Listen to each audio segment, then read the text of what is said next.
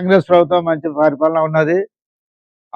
ప్రస్తుతానికి మంచి ఇందిరమ్మ ఇల్లు ఇచ్చడం వలన లబ్ధిదారులు చాలా హుషారుగా ఉన్నారు.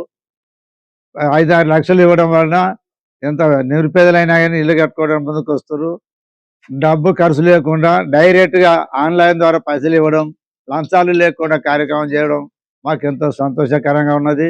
నిరుపేదలైన మమ్మలను చాలా ఆదుకున్నారని మేము చాలా ఖుషి అయితున్నాం.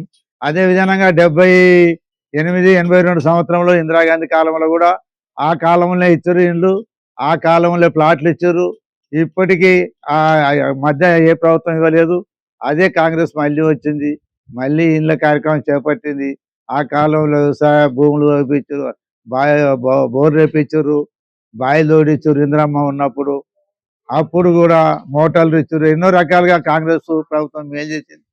తర్వాత ఇప్పుడు మన రేవంత్ రెడ్డి గారి కార్యక్రమం చేపట్టి మమ్మల్ని ఎంతో దయ చూపి మాకు ఇల్లు ఇచ్చినందుకు వారికి ధన్యవాదాలు.